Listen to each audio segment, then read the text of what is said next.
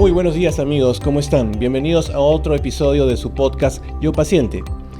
Como en anteriores capítulos siempre hemos manifestado, uno de los objetivos de este podcast es alentar a la prevención para enfrentarnos a uno de los problemas más graves del mundo, el cáncer. Pero ¿qué sucede cuando no hay formas de prevención, no hay un esquema de prevención? Hoy día vamos a tratar sobre el cáncer infantil y el diagnóstico precoz del cáncer en niños. Porque ahora vamos a conversar con una especialista. Tenemos la suerte de contar con la doctora Rosdali Díaz, pediatra oncóloga del INEN. Muchas gracias, doctora, por haber venido hoy día. Buenos días y gracias por la invitación. Y vamos a develar este problema, ¿no?, que viene a ser que este tipo de patología en niños no se puede prevenir. Tiene que hacer un trabajo muy cercano de los padres, y hasta yo diría del colegio, de la región familiar, para poder no tener sorpresas desagradables en un futuro.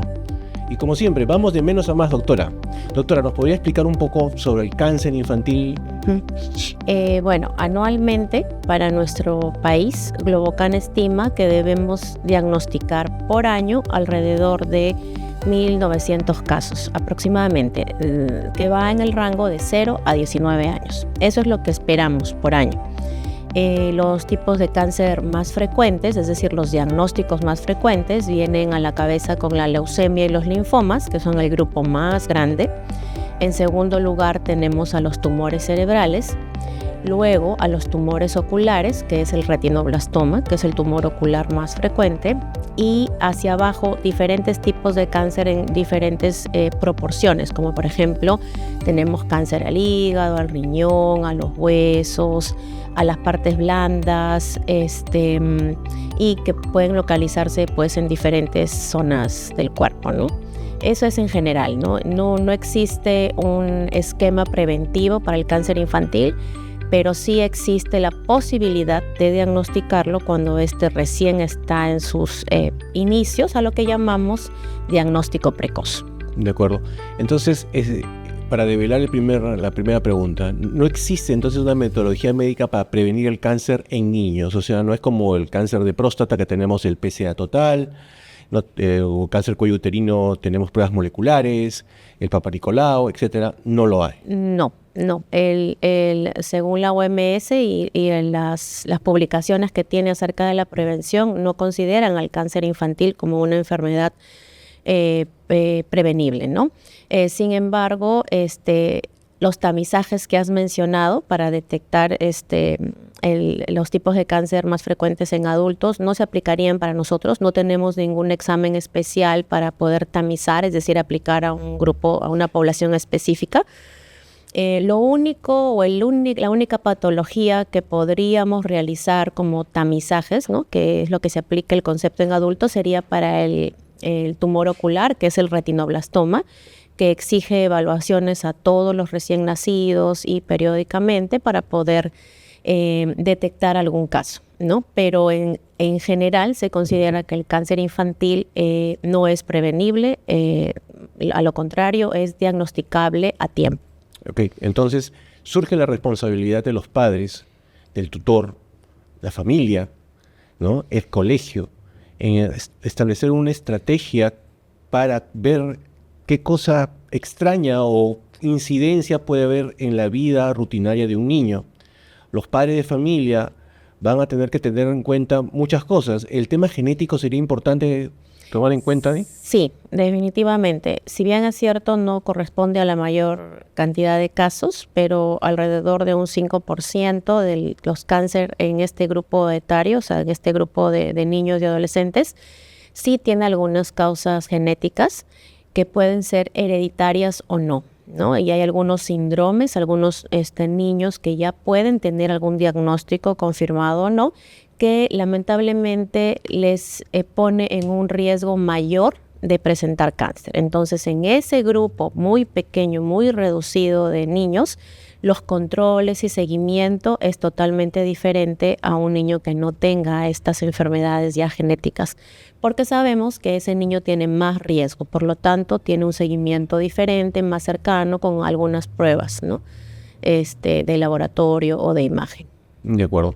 En el caso lo que usted ha mencionado de que ya tenemos 4 tipos que esto creo que se está definiendo en el Perú, acá los más frecuentes. ¿Cuáles serían las señales de alerta que deberían tener los padres? En general, no solamente los padres, y esto va a tu comentario inicial, sino los educadores, ¿no? Porque nuestros niños, adolescentes pasan más del mediodía, creo, hasta 3, 4 de la tarde en el colegio. Si es que no realizan actividades extracurriculares, se pasan todo el día en el colegio. Entonces, hasta las 4 de la tarde. Los educadores también cumplen un rol importante, los padres, la familia, como comentaste. Y en general podemos tener signos muy generales, valga la redundancia, y otros muy específicos. ¿Podríamos por tipos? Claro, para el caso de la leucemia y los linfomas, que es el grupo más grande que tenemos, podemos tener fiebre intermitente, fiebre que excede los 7 días si no encontramos una causa, fiebre que puede estar relacionada o no a palidez, cansancio, el niño duerme más, ya no realiza las mismas actividades, ya no quiere jugar y siempre jugaba, come menos, puede bajar de peso. Esos son los primeros signos y síntomas muy generales. Y luego empiezan a aparecer otros más específicos con el desarrollo de la enfermedad, que pueden ser la palidez, ¿no?, que denota la anemia, la presencia de puntitos rojos en la piel, que nos habla de plaquetas bajas, esas son las petequias, la presencia de moretones o equimosis, que es lo que estabas mencionando, y no solamente ya en las piernas, que es cuando asumimos que es normal porque los niños juegan, corren, se golpean, pero sino ya estos moretones en zonas que definitivamente son extrañas, ¿no? Como los miembros superiores, los brazos, el abdomen, la espalda, y eso ya no es común, ¿no? También tenemos el sangrado que se presenta por la nariz, el sangrado por las encías, y luego la presencia de ganglios en el cuello, que es lo que visiblemente es apreciable, pero también puede haber el desarrollo de ganglios en otras partes del cuerpo. Y el incremento del perímetro abdominal, ¿no? Perdón, todo doctora, eso que le para leucemias y linfomas. Para los padres que están ahorita escuchándonos, siempre se habla de ganglios. Sí. ¿Podría explicarle qué cosas son los ganglios? Porque lo tomamos como rutina, porque ya lo conocemos, pero sí, para nosotros que no los ganglios, todos consultamos siempre, ¿no? Siempre es motivo de consulta pediátrica el crecimiento de ganglios. Y tener la presencia de ganglios no significa necesariamente que estemos enfermos. La presencia de ganglios o adenopatías es normal dentro de nuestra anatomía. Sin embargo, cuando esta excede un tamaño o de algunas características, como por ejemplo las adenopatías o ganglios o bultos o como le pueden a veces llamar, son duros, no se mueven, no duelen y vienen acompañados de otra sintomatología, sí nos debe llamar la atención. Estos sí pueden inflamarse o crecer cuando hay algún proceso infeccioso, respiratorio, problema dental, pero vuelven a su tamaño normal una vez pasado este periodo, este proceso inflamatorio o infeccioso. ¿Qué pasa en el tema de cáncer? Esto no sucede. O sea, un ganglio que tiene 2.5 nunca va a retroceder a 1 centímetro, a 1.5, más bien va a seguir creciendo si no es atendido. Y aquí va lo que comentaste al inicio, ¿no? El tema de que yo en la primera consulta lo veo y no me parece, no está como muy claro el tema de estos ganglios y que pueda tener alguna relación con algo malo, pues lo cito en 1 semana, en 5 días, en 7 días y voy haciendo seguimiento a estos ganglios, ¿no? Porque yo doy un tratamiento y tengo que hacer un seguimiento, que es lo que generalmente creo que nos falta, ¿no? El seguimiento, veo en un día y tengo que seguir hasta que se resuelva lo que le trajo a la consulta. Y si esto no se resuelve, pues tengo que pedir pruebas, exámenes, ¿no?, que me puedan ayudar. Claro, entonces para la leucemia, esos serían los... Eso es lo más frecuente. Para el linfoma... la leucemia y el linfoma son como primos hermanas y es básicamente lo mismo. Los linfomas tienen un poco más de signos con los ganglios, ¿no? Y puede haber también tumoraciones abdominales, en el tórax. ¿Sudoración? También también puede haber sudoración, pero generalmente no es un solo síntoma así, ¿no? Van apareciendo uno tras otro, hasta que ya pues ya es evidente, ¿no? Visualmente ya es evidente el compromiso, ya el niño ya enfermo. Y para el tercero sería para tumores cerebrales. Sí, los tumores cerebrales son el primer tumor sólido más frecuente después de las leucemias y los linfomas. Y también tiene signos y síntomas muy variables, ¿no? Y siempre se relaciona, ¿no? Hay que tener solo dolor de cabeza, náuseas y vómitos. Muchos nos preguntamos eso y en verdad pueden ser otros síntomas y ni siquiera el dolor de cabeza, ¿no? Ahí tenemos que tener en cuenta el tipo de dolor de cabeza.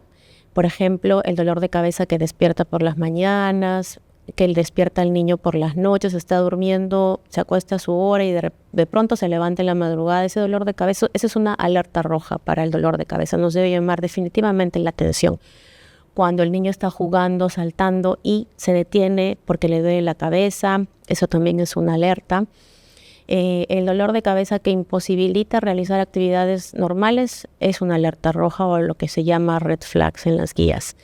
Luego tenemos, y que se confunde a veces con migraña, ¿no? O podemos tener ciertos dolores de cabeza como la migraña, pero hay que evaluar esas otras cosas.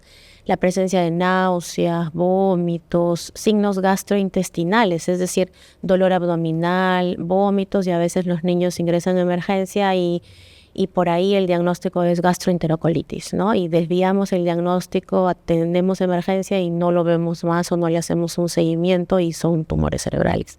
Problemas, por ejemplo, de dolor de oído, tortícolis, el niño que, imaginémonos, no es normal ver a un niño que diga me duele el cuello, ¿no? O esté con el cuello. Claro. Pero hay pacientes que se han presentado así, es un signo también cuando hay compromiso de tumores en la parte posterior. Problemas visuales, visión borrosa, lo que llamamos estrabismo o cuando el niño no fija la mirada, ¿no? Y a veces las tomamos como no, todavía es normal o no acudimos a un especialista para poder ver eso. Problemas auditivos, visuales, ya algo un poco más específico, parálisis, por ejemplo, ¿no? La parálisis facial, esta parálisis que le decimos la buena, ¿no? O sea, parálisis de Bell, que es una parálisis benigna, debe ser diagnosticada por un especialista, un pediatra, un neurólogo pediatra para poder definir la causa de esta. Problemas motores, problemas de sensibilidad, estos niños que a veces empiezan a cojear y dicen, no es que se golpeó, no es que se cayó, niños que caminan en forma tambaleante, niños que tienen problemas respiratorios también muy frecuentes, ¿no? Cuando la localización del tumor está en una zona que se llama puente, afecta esta parte de la respiración y también problemas psiquiátricos o psicológicos, ¿no? Problemas de anorexia, bulimia, problemas de comportamiento, cuando cambia la conducta del niño y para mala suerte es un adolescente, no, es que está en la adolescencia, ¿no? Pero hay que investigar, hay que descartar que no sea algo orgánico, ¿no? Para luego poder enfocarnos en otros diagnósticos. Entonces, a ver, tampoco para que entremos en una bandera roja todos de emergencia y apenas el niño presente algo, lo pongamos en una burbuja, tampoco es eso. Creo que la doctora nos está señalando diferentes tipos de patologías o signos, de formas, que pueden ser por diferentes tipos de enfermedades, tanto desde un resfrío o un simple empacho que puede también suceder, pero el mensaje va en que después de ese suceso tiene que haber un control posterior a los 30, 45 días por un especialista. Justo antes de comenzar estamos conversando y qué sucede con una emergencia. De repente es domingo, un sábado, y se presenta el niño con estos moretones o con el dolor y lo llevas de emergencia a un seguro privado, estatal, y bueno, la emergencia como va a hacer lo que es su trabajo, emergencia. ¿Y cuál es el primer problema? El dolor de estómago. Y van a atacar el problema de dolor de estómago y te dirán, ve a un especialista. Muchas veces decimos, no, ya está bien, ya no tenemos que hacer más, ¿no? Dale su caldo de gallina y seguimos para adelante. Pero no es así. En el caso del niño, como dice la doctora, puede ser una alerta y lo que te he dicho emergencia es, llévalo a un especialista, porque en la emergencia lo ha atendido posiblemente un médico general, no un pediatra. Entonces, 30, 45 días lo llevas. El pediatra hará una nueva evaluación, dirá, revisará, mira, todo está bien, o de repente te dirá, hay que hacer algunos exámenes y seguimos para adelante, ¿no? Esto también va de la mano con todas las actividades extra, vamos a decir, murales fuera de la casa, que es el colegio, ¿no, doctora? En el caso del colegio, ¿qué recomendación le diría a los colegios que deberían tener para el cuidado de los niños, ¿no? Ahora existe, tenemos en la plataforma virtual de la OMS, OPS y en español, muchos videos educativos para los educadores, para que ellos también se puedan informar acerca de tener en cuenta estos signos y síntomas de alerta. Lo que generalmente hacen en el colegio cuando ven algo, pues llaman inmediatamente al papá, a la mamá, para que los venga a recoger o los dirigen, pues si es que es una verdadera pues emergencia, directamente al lugar donde han determinado, ¿no?, que deben ser atendidos. Pero creo que es importante la comunicación que existe entre los profesores, profesoras y los padres de familia, ¿no? Me preocupa esto, él no es así, pueden atenderlo, ¿no? Pueden buscar una consulta y darle importancia a eso. Lo que se ha visto es que efectivamente los padres que acuden a la consulta van porque hay algo que les parece que no está bien, ¿no? Y ellos, el tiempo de los padres para buscar ayuda es un tiempo relativamente corto. Eso es lo que han develado los estudios, ¿no? O sea, sí acuden a la consulta. El tema es, como comentas, pedirles que vuelvan a un control o a otro control hasta que esto se resuelva. Claro. Y vamos a tomar esa parte, el tiempo de respuesta por nuestro lado, ¿de acuerdo? Por el lado familiar. Justo estaba revisando las estadísticas y me llamó mucho la atención esto, ¿no? Antes de la ley de cáncer infantil, el tiempo de diagnóstico era de 107 días aproximadamente. 107 días. O sea, el cáncer no para. Si todo se demora tanto, imagínense si nosotros no reaccionamos antes. Con la ley de cáncer infantil y el aumento del acceso ha bajado a 57, que tampoco es un número, vamos a decirlo, espectacular, pero por lo menos ha bajado. Pero igual, son 57 días y el cáncer, señores, no espera. No espera domingo, no espera feriado, no espera nada. Entre más rápido se atienda un cáncer, tienes mayor posibilidad de enfrentarlo y salir airoso. Entonces, yo creo que es importante tomar las precauciones. Justo estaba conversando con un psicólogo, le estaba contando a la doctora, y me decía, el gran problema que tenemos es que ahora las necesidades económicas están obviamente en una prioridad alta, ambos padres trabajan, y el niño prácticamente está entregado al colegio, ¿no? Y el contacto se pierde, ¿no? Eso pasaba conmigo y yo lo puedo decir porque yo lo he vivido, ¿no? Mi mamá trabajaba de 7 a 7 de la noche. ¿Por qué? Porque tenía que mantener a sus 3 hijos. Y es comprensible. Pero tenemos que analizar cómo poder llegar más al contacto con el niño y ver qué problemas pueden haber. Porque estamos hablando, y repetimos, no existen pruebas de prevención. Esto es simple observación, ¿o me equivoco, doctora? Sí, efectivamente, ¿no? De repente los niños más pequeños, ¿no?, los menores de 3 años, tienen sí más contacto con el pediatra, ¿no? Porque tienen vacunas, tienen crecimiento y desarrollo, peso, talla, y en ellos tienen mayores oportunidades para que puedan ser evaluados o se pueda detectar a tiempo.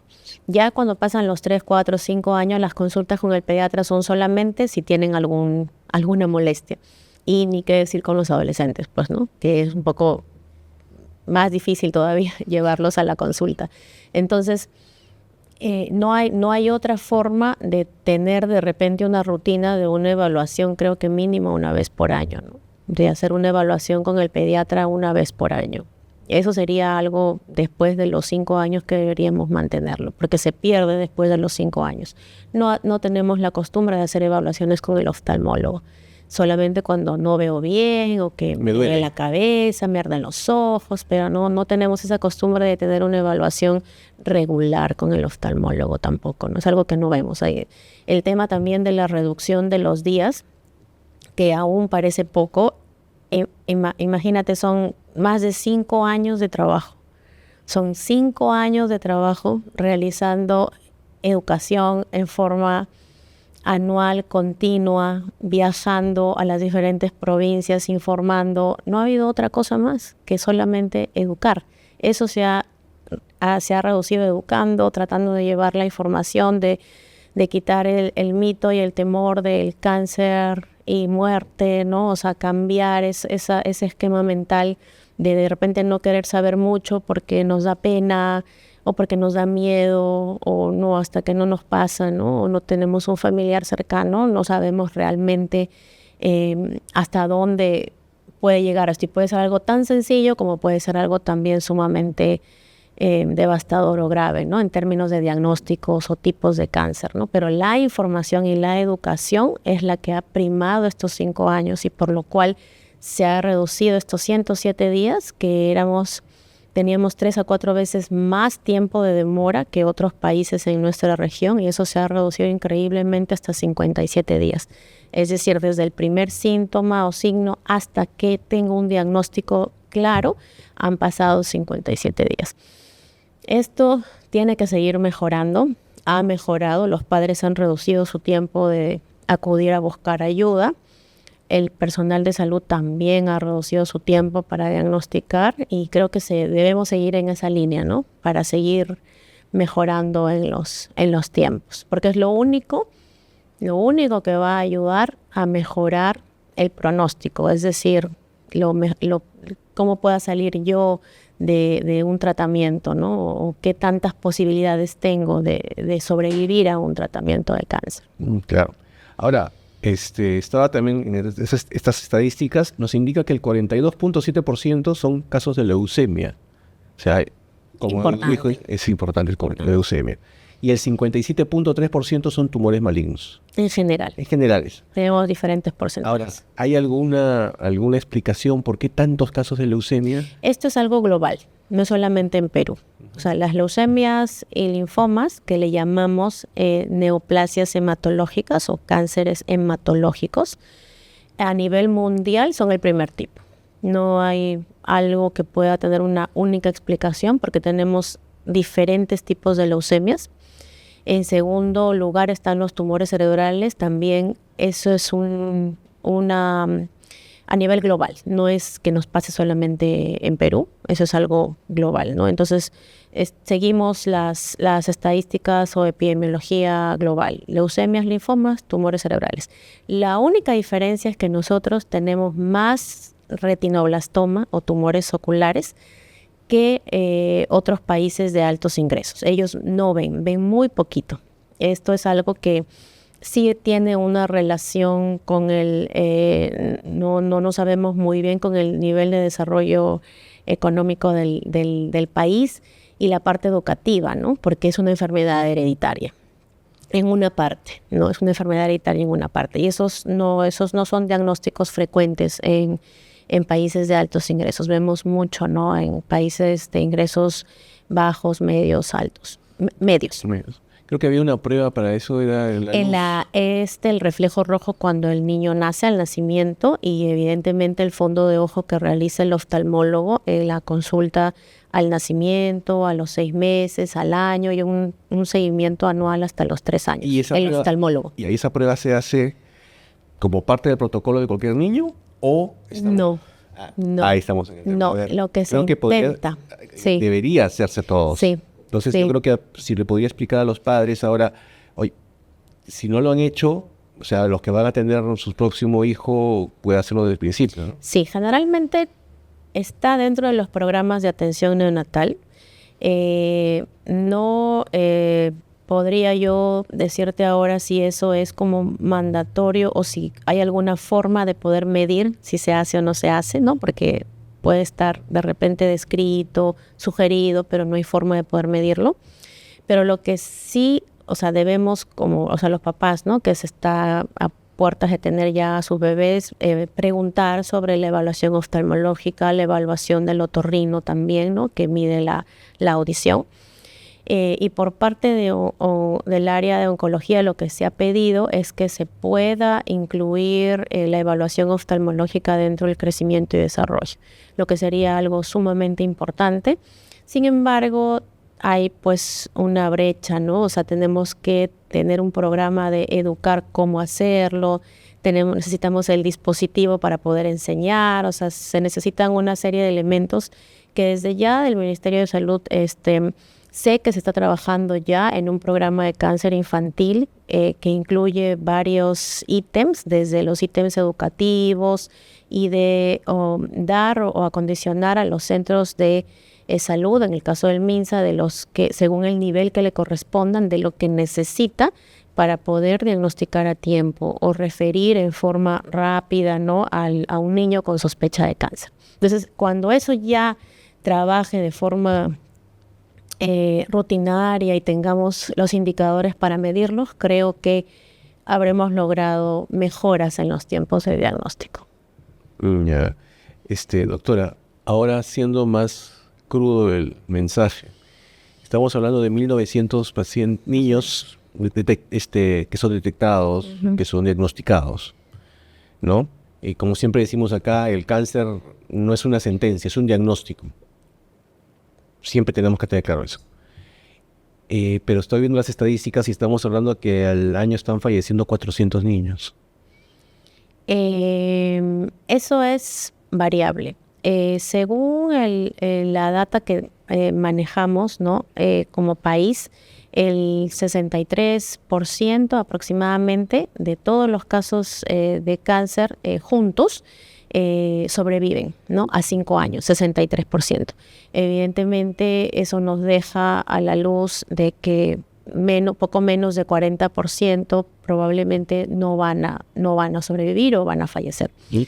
Eso es como país. Sin embargo, hay mucha variabilidad porque los centros que atienden niños con cáncer no tienen las mismas capacidades. Y lo que se intenta, a la par con la Organización Mundial de la Salud, que el objetivo es que para el 2030 tengamos una sobrevida mayor del 60%. Nosotros la tenemos por esa cifra, sin embargo no es homogénea, ¿no? Unos centros tienen mejor sobrevida que otros y lo que se quiere lograr es que todos tengamos más del 60% de sobrevida para cumplir con el objetivo de la Organización Mundial de la Salud y la Iniciativa Global contra el Cáncer Infantil. Y queremos ir más allá de ese 60%. O sea, queremos seguir avanzando en la sobrevida. Y como te digo, son todos los tipos de cáncer. Ahora, hay, por ejemplo, cáncer en el riñón, en el hígado, 100% de sobrevida, 90%, sobrevidas altísimas para tumores germinales, algunos tumores cerebrales, leucemias de bajo riesgo o de riesgo intermedio que tienen 80% de sobrevida. Entonces, según el diagnóstico, el estadio en el que se diagnostica y otros factores más, la sobrevida puede ser muy buena, intermedia o mala. Entonces, no depende necesariamente de que yo lo diagnostico y lo llevo al hospital. No, es variable. Es variable, pero lo que estoy viendo acá que es 70% de los casos se detectan en estadio avanzado. Sí, eso es el principal causa, creo. Sí, definitivamente. Ese dato es del año en el que más o menos 2016 y aproximadamente del mismo año en el que tienes el dato de los 107 días. Entonces, nos demoramos 107 días y el 70% viene en estadio 3-4. Evidentemente, la sobrevida va a ser baja, ¿no? Porque hay poco que se pueda hacer o va a tener muchas más complicaciones en el tratamiento.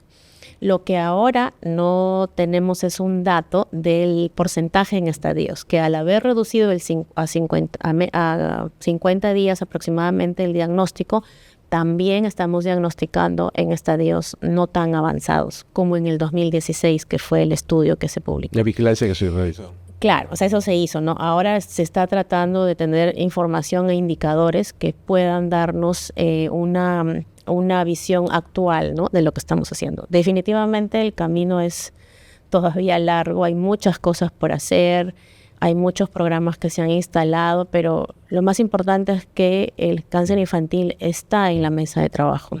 Es visible ahora, ¿no? Es un problema de salud que está en discusión, no solamente por la parte de nuestro centro, de nuestro instituto, del Ministerio de Salud, sino a nivel nacional. Yo creo que lo que en algún momento no era tan tomado en cuenta ha cambiado. Y eso ha sido un paso sumamente importante, ¿no? Por los padres de los niños con cáncer, los profesionales, las autoridades que tienen que realizar la gestión en los procesos. Al haberle dado la prioridad, ha sido muy importante para hacer que los programas tengan financiamiento, los medicamentos tengan financiamiento y poder darle más opciones a los pacientes, ¿no? Y nos falta mucho aún, ¿no? No, sí, pero definitivamente... El otro problema que tenemos es que hay un 8.5%, que antes era más alto, era 17%, de niños que abandonan el tratamiento. También, claro, o sea, todo venía junto. Sí, todo venía junto, ¿no? Nos demoramos en diagnosticar y los estadios eran avanzados y, digamos, como para agudizar el problema, si el niño llegaba a algún centro, recibía un tratamiento y el padre lo veía pues ya recuperado, y tenemos que sumarle evidentemente cosas como el factor educativo, el factor geográfico, sociocultural, ¿no? Entonces es un padre que ya lo ve recuperado y de repente por falta de educación o problemas económicos decide no volver a traerlo con la esperanza de que ya eso haya sido suficiente. Y a eso le llamamos abandono. Entonces ese niño que abandona regresa nuevamente peor de lo que llegó y con muy pocas chances de poder salvarle la vida. Entonces eso todo eran cifras desastrosas, muy altas. Eso ha mejorado. Igual sigue siendo 8% una cifra importante, pero también se han formado comités de abandono, ¿no? Comités de abandono que buscan integrar no solamente al profesional, al oncólogo, sino al psicólogo, al asistente social, al apoyo de las fundaciones, de las organizaciones no gubernamentales, que son las que nos ayudan a ver esos factores extras, ¿no? Que ese padre tiene que dejar su familia en provincia, no hay más soporte económico, y tiene que tomar una decisión. Es muy difícil, es muy de repente sencillo para nosotros decir, no, ¿por qué no vino a su cita? Y buscar de repente la culpabilidad. Pero yo creo que lo importante es ver alrededor, ¿no? ¿Qué pasó? ¿Por qué dejó de venir? Y vamos a encontrar un sinfín de factores que afectan a los padres, ¿no? Y les obliga a veces a tomar esas decisiones que a la larga, pues, tienen estos resultados, ¿no? En la pobre sobrevida de los pacientes. Sí, doctora, y justo también hay otros factores, como usted mencionaba, de los padres, y un caso que tuve que vivir indirectamente, y 2 veces lo he tenido que vivir, el caso de un niño con leucemia, que el papá se negaba a que le dieran transfusiones, porque parte del proceso de leucemia es las transfusiones para que el paciente pueda continuar viviendo, ¿no? Y es más, recuerdo un paciente de adulto que necesitó 200 transfusiones, 200 unidades de sangre. Y por su religión no permitía que al niño le hicieran las transfusiones. Y ya creo que estaba en hemoglobina 3.5, o sea, no daba. Y si no hay una hemoglobina fuerte, no se puede hacer la quimio, no se puede hacer la radio, no se puede hacer nada. Se le explicó, o sea, vi al médico hablándole, o sea, ya el único camino fue fiscalía y protección al menor, porque les recuerdo a todos que los niños están bajo la ley de protección del Estado, ¿no? Y si la vida de un niño está en peligro, eso ya pasa al sector estatal, la protección del Estado peruano, ¿no? No importa que tú tengas la tutoría. Si bajo la tutoría que estás realizando como padre expone al peligro al niño, el Estado interviene y puedes perder la tutoría. Y eso estaba pasando. Se le explicó, pero decía, no, que mi fe, que mi religión lo va a salvar, que nos operamos con 3 de hemoglobina. Bueno, eso fue lo duro y lo viví también yo particularmente en mi familia. Una de mis primas falleció hace 2 años en el Seguro Social, el la tuvieron que operar y al momento de la operación le dijeron, tengo que hacer transfusión. Se negó. Firmó los papeles en que solicitaba que no le dieran la transfusión. Como adulto, ella estaba pidiendo eso, ¿no? Que es parte de sus derechos. Como adulto, no como niño, ¿no? Y murió. Entonces es increíble que aún en 2025 tengamos estas variables que choquen y repercutan en la vida de seres humanos, especialmente en niños. Y los niños son nuestro futuro. La naturaleza nos dice y nos enseña que los padres debemos encargarnos de los hijos, ver su futuro, porque ellos son los que van a seguir adelante con el mundo. Un padre no debe ver morir a su hijo. El hijo tiene que ver morir al padre. Doctora, ¿algún mensaje más para los padres que quiera hablar? Bueno, en general, guardar siempre la calma y tener información no para vivir constantemente en preocupación.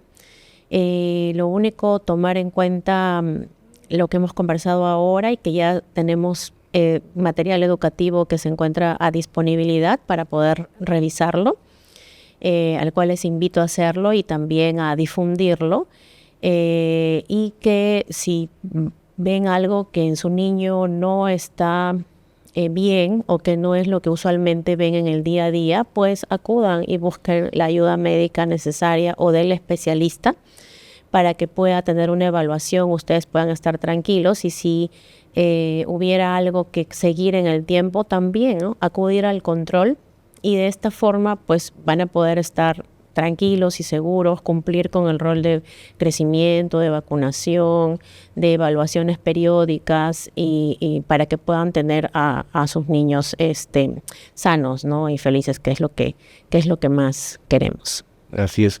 Y una idea que de repente le propongo y de repente escuchar, ¿no? Lo bueno que los colegios están organizados en APAFAS, ¿no? La Asociación de Padres de Familia. Desde aquí les podemos hacer una invitación. Pueden inscribirnos al correo info@bypeople.org y conjuntamente con la doctora, aprovecho para comprometerla, podríamos hacer charlas con la PAFA, ¿no? Cuando se reúnan todos los padres de familia, conversar, explicarles qué signos tienen que tomar, qué metodologías pueden tener para aumentar el cuidado con sus hijos y también a los educadores, ¿no? Tanto a los padres de familia como a los educadores. Yo creo que el INEN estaría muy gustoso de poder apoyar este tema de aprendizaje, de enseñanza. Sí, definitivamente tenemos un área que es el área de telesalud, la cual tiene un rubro que es la educación en la comunidad, ¿no?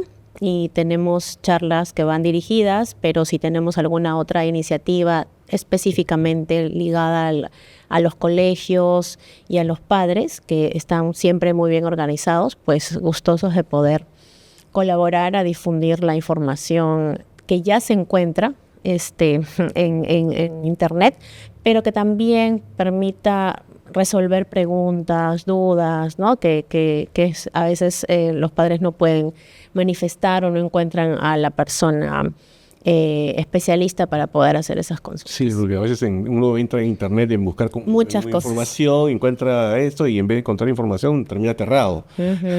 Entonces, sí. Ya saben, amigos, si desean las APAFAS que quisieran una charla, organizarse también con los docentes del centro educativo, nos pueden escribir a info@bypeople.org y procederemos a hacer el contacto con el INEN para que un profesional de la salud pueda acercarse, puedan tener una charla, conversar sobre sus dudas, ver cómo está funcionando ese sistema de comunicación interna entre los educadores y los padres, para ver los signos, señales y todos salir felices, como dice la doctora, cuidando la salud de los niños. Bueno, doctora, muchas gracias por este tiempo y cualquier duda pueden escribirnos en comentarios. Si les ha gustado el video, por favor, nos dan un me gusta y suscríbanse al canal. Muchas gracias, nos vemos en el próximo capítulo.